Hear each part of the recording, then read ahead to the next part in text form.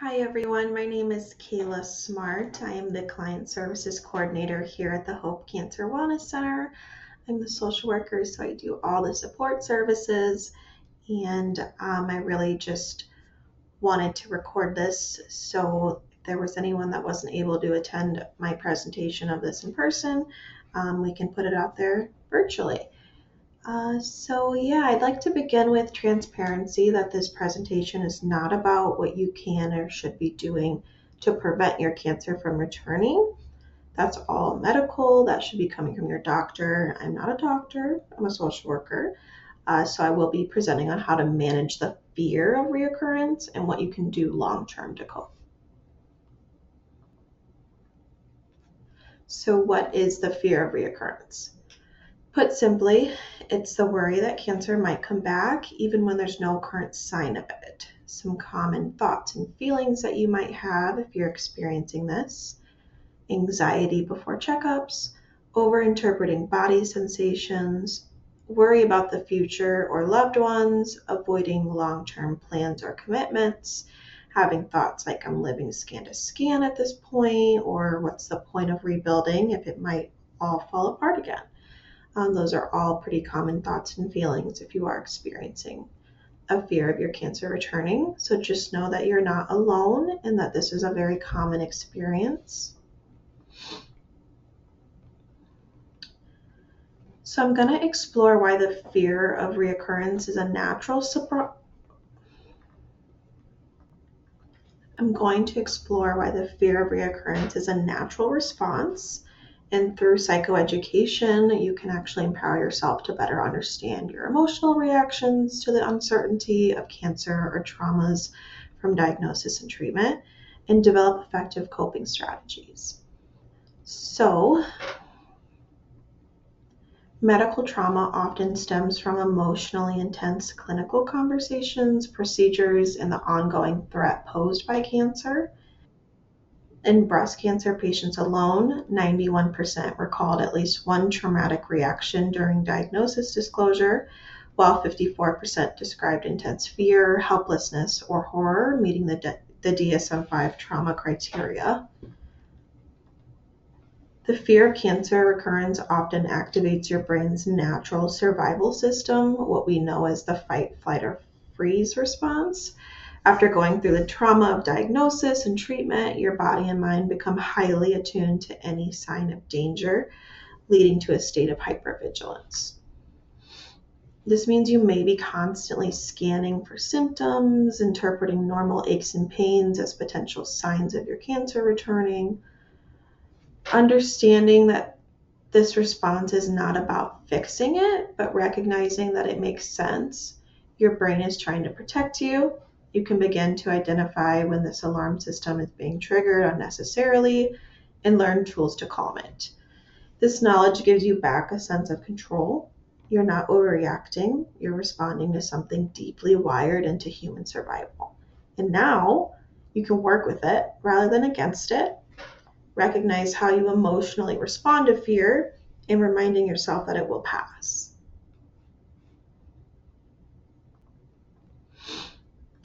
So before we discuss coping skills to utilize if you're experiencing a fear of your cancer returning, let's cover what it might look like if the fear is already taking over and it's time to ask for a little extra help. So if you're experiencing an excessive worry that disrupts sleep, your relationships, or your overall joy, if you're avoiding follow-up appointments, obsessively Googling symptoms, if you're having chronic depression or hopelessness, basically if it's affecting your daily life, reach out to a professional, seek help from a therapist, or ask for more clarity from your medical team. It's okay to ask for help. Support is strength. And we do offer free support services here at the Hope Cancer Wellness Center. We have referrals to local agencies as well.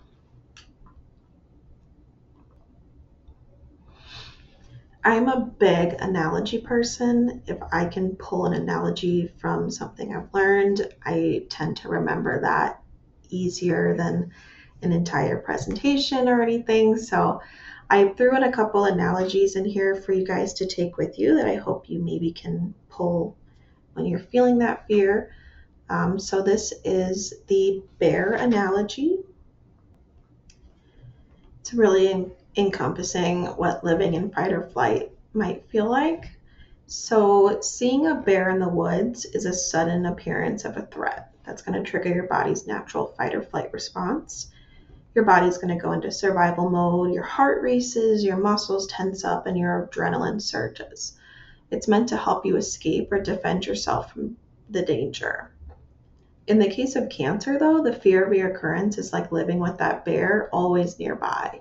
Even if it's not immediately attacking, the thought that it might return, just like the bear might reappear, creates an ongoing state of tension and anxiety. The mere possibility of danger activates the body's sympathetic nervous system, just as if the bear were truly present. So when you're faced with the bear, you're in a state of heightened awareness. You're constantly scanning the environment for danger. Similarly, when you're living in the fear of cancer's return, you're constantly scanning your body for signs or symptoms, thinking, what if? This constant vigilance keeps your nervous system on high alert. As you can imagine, over time, this prolonged stress can impact your health, your emotional well-being, and your overall ability to feel at peace. So how can we stop living in a state of fight or flight? I did give out 2 grounding exercises and breathing exercises during the event. I had the 5-4-3-2-1 senses grounding technique that you can look up on your own time. And then I did do the breathing technique where you slowly trace your 5 fingers. So you can look those up if you're wanting those. But body awareness, thought management, and connection and expression are all fantastic coping strategies. So with body awareness, using those grounding exercises, it can be as simple as putting your bare feet in the grass, consciously taking a moment to feel your feet on the ground or your bottom on your chair, participating in yoga or dancing, whatever that might be, anything that's really going to pull you into your body. Just having that awareness is a really good coping strategy. Same with the breathing techniques. Really just any gentle movement or walks to release that built up tension. And as far as the thought management of, is this a fact or a fear? You're going to journal your worries, respond with compassionate logic, limit your doom scrolling and late night Googling. And you're going to talk to trusted people, join a support group, go to therapy, utilize a creative outlet, whether that's some kind of art, music, if you're into writing. Those are all fantastic coping strategies. Strength grows through the skills we use to cope. So now you might be wondering, well, what helps me long term? Ultimately, prevention is about focusing on what you can control, staying healthy, active, and mindful, while also making sure you have the support you need. It's also crucial to honor your emotions and give yourself space to process these fears and uncertainties in a healthy way. You're going to want to continue your routine medical follow-ups. Don't skip them. Really implement lifestyle empowerment, prioritizing good sleep hygiene, nutrition, light movement. You might want to pick up a new hobby or start an old one that you used to enjoy. Practice spirituality. It may really help an individual cope with the fear of cancer returning if you can intertwine it with your spirituality, your choice of practice, a sense of purpose and meaning, whether that's through some kind of volunteering or simply advocating for the cancer that you have been diagnosed with. So you're doing everything that you can be present, be mindful, and make room for good feelings. Celebrate how far you have come. Another analogy, this is the house analogy.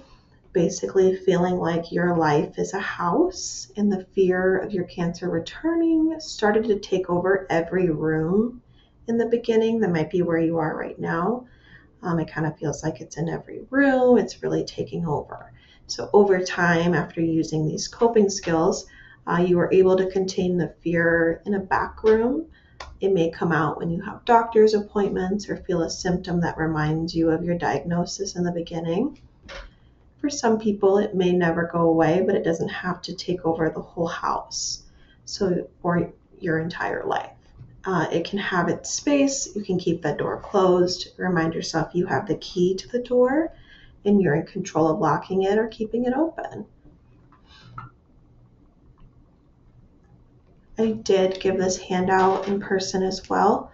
Feel free to copy them down, write them down, whatever you need to do. These are all fantastic questions to ask your medical team and how to create that cancer remission plan. So you're going to want to bring these questions to your next checkup. It's a great way to take charge of your health, foster a stronger relationship with your medical team, and ensure you feel in control of your fears. Just remind yourself that this is their job. You will not be overstepping or taking up too much time. It's their role to collaborate with their patients and create a secure relationship. Talking about your fears is important for your care, and they're going to want to know how you're feeling so they can support you better. You'll never be a burden in the right company or in the right medical team, so remind yourself that. Some of the questions. Who do I call if I'm experiencing any signs or symptoms? What are signs and symptoms I should be mindful of? Where would the cancer most likely come back? When would the cancer most likely come back? Why would I experience a reoccurrence? Being open with your healthcare team about your feelings and creating a survivorship care plan can be really useful as well. Just a summary of your treatment, maybe all of these questions answered in one binder or folder somewhere, letting a loved one know where this is. It can really help you feel more in control of that fear long term. So how can the Hope Cancer Wellness Center help you with the fear of reoccurrence? We offer several free services and events that you can utilize to combat your fear. I actually facilitate a monthly support group. I would love new faces. We do have a virtual link as well. I also provide individual support sessions. Those can be over the phone, in person, on Zoom, whatever you prefer. We do also offer wellness services completely free. We have free massages, acupuncture, and Reiki. All are fantastic for really soothing that stress you may have in your body. Same with the yoga classes that we provide bi-monthly. Good way to get in a little bit of movement. And the social and educational events, just like this one now. We have different topics every month, so you'll definitely want to keep an eye on those and check out what we have coming up in the future. We're here to assist you on your path to wellness. And these are the sources I used. That will be the end of my presentation. Thank you.